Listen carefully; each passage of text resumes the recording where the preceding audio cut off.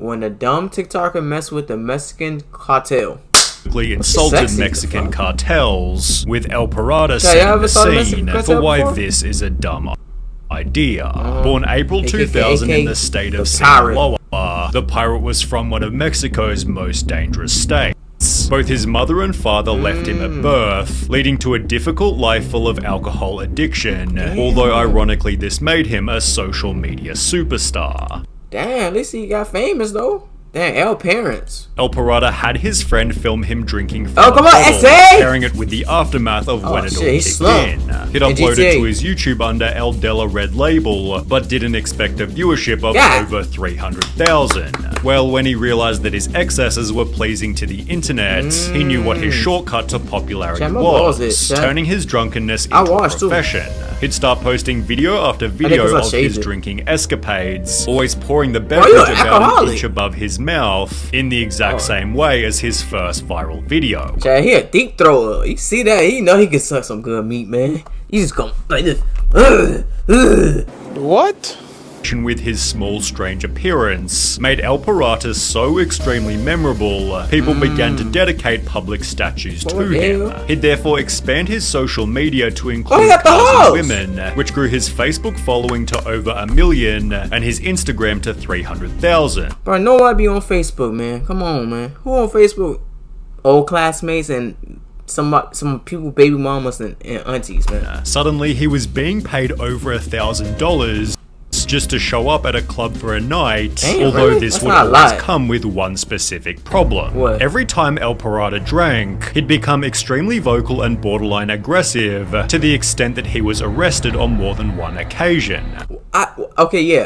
Why do Hispanic people be so, when they drunk, they just like, it's just, even the girls they be like aggressive, like worse than niggas.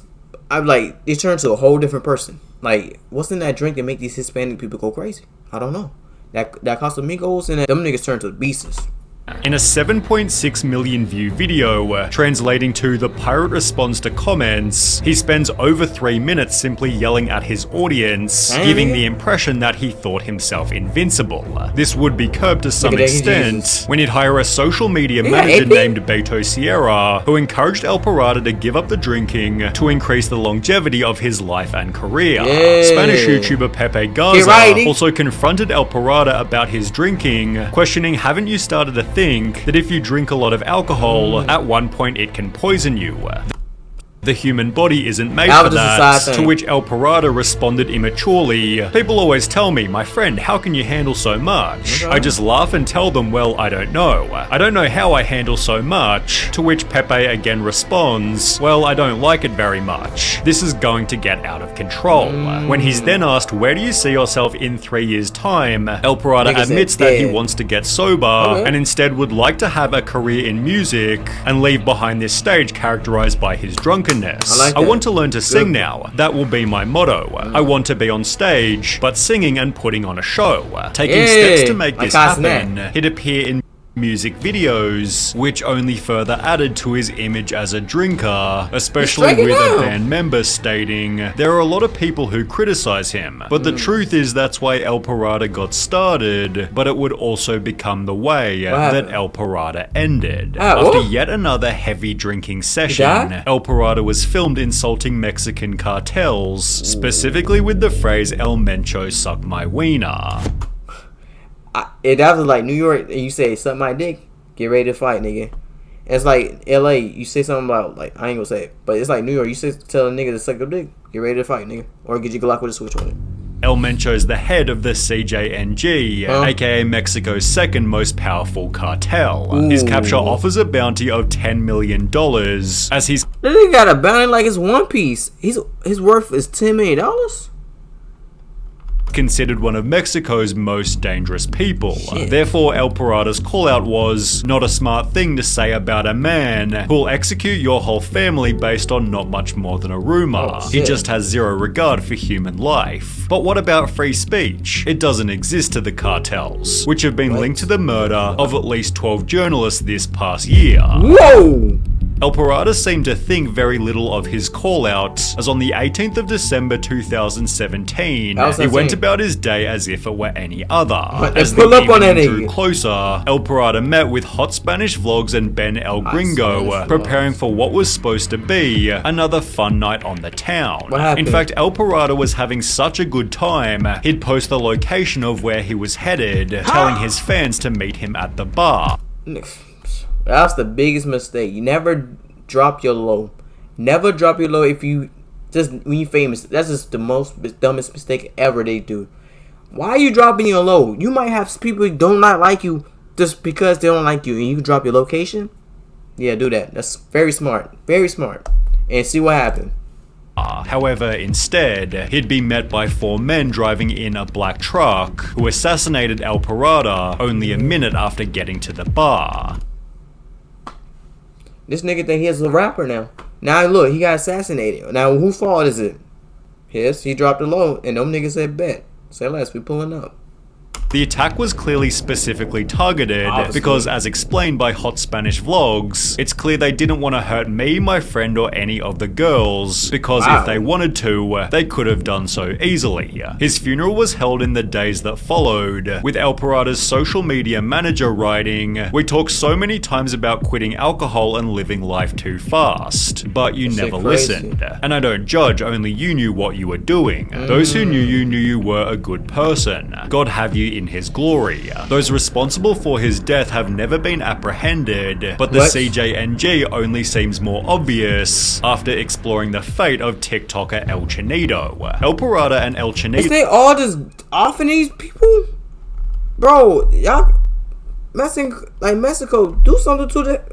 lived in the same city, both having become famous for their goofy vertical videos. El Chinito therefore felt hurt by El Parada's death, and just 17 days after, would call out the cartel as well. Yo, y'all just don't care about your life. You know how dangerous these guys is? Like, you see how they rockin' and rolling?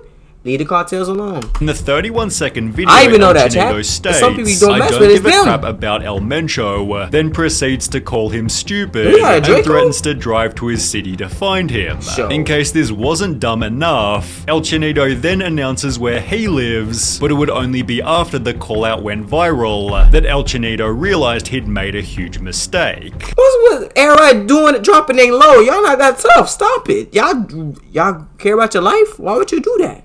The following morning, with a blistering hangover, El Chinito apologized. "Excuse me, El Mencho, I was very drunk and wasn't in my senses. I am sorry. My respect to the old man," subsequently disappearing to keep a low profile. Rumors began to circulate that El Chinito had been executed by hired assassins, but this would be disproven by Margarito Music. You'd find El Chinito in his hometown, who instead of dying had rather gotten married, and also had a baby on the way. He now uses his TikTok to document his life, clearly surviving his cartel call-out. Yo, Sonny V, why happened you looking for him and now they just know he alive there? Okay, bet. You show his kid and his wife. Why would you do that, Sonny V? Yo, that's funny. I think the apology video saved this guy's life. I guess. Illuminati 6, however, wasn't quite so lucky. Illuminati 6. He gained a following by doing dares on TikTok Live, one of which being "I dare you to challenge El Mencho," while Illuminati 6 had zero hesitation. "Listen here, you son of a bitch. El Mencho, you can suck my wiener 100%. I don't sleep like El Parada or El Chinito. I'm immortal, untouchable. I made a pact with the devil." You said you're immortal, you're untouchable. You make the pact with the devil, you're gonna see that boy. You're gonna be with the devil. He ain't immortal. Watch. You gonna see. "I came to give you fire, Mencho. I'm not scared to say this, I'll say it without the camera. Mencho can suck my balls."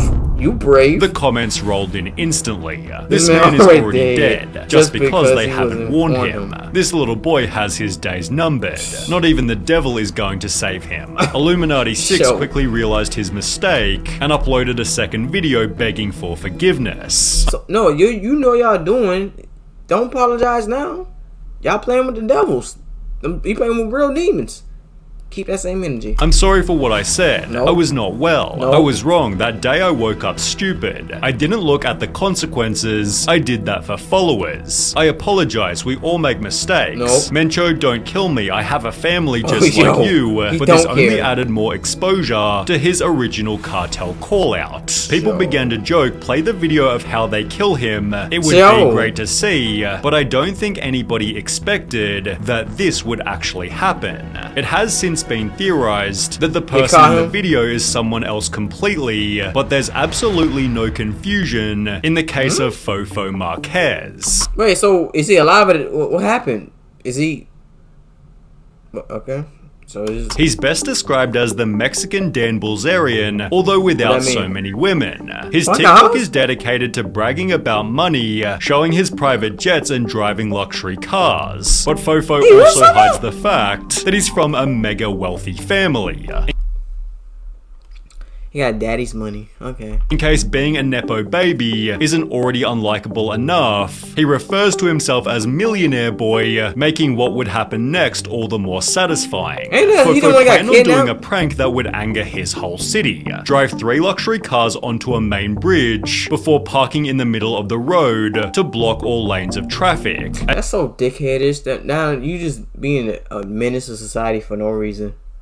Like, come on. As he and his friends get out of the cars, Fofo proceeds to state, "We have closed it for ourselves. This is what I want to demonstrate, what money and power can do. We've been here for several minutes. Let's do some TikTok dances. Dude. Look, this right here is power. Bro's late for I am work, the king man. of Mexico." It's a nigga TikTok Fofo put it dancing. on his TikTok expecting a positive response, and while it gained 10 million views in under 24 hours, its Wow. virality was due to all the wrong reasons. Thank you, Fofo. You are an example for me. It is an inspiration to study and never be like you. Thank you. But his terrible prank reached further than social media. Mayor Pablo Lemus threatened to bring charges against him for blocking traffic and endangering drivers on the road. Yeah. After the rebuke, Marquez went back to social media to publicly apologize. It stated in his apology, "My comments about money and power were perhaps stupid, and I'll happily pay whatever fine I'm given." But the mayor Appreciate it. responded to the apology by saying Marquez would have to complete community service, cleaning up below the very bridge he shut down, which Fofo Marquez was more than happy to do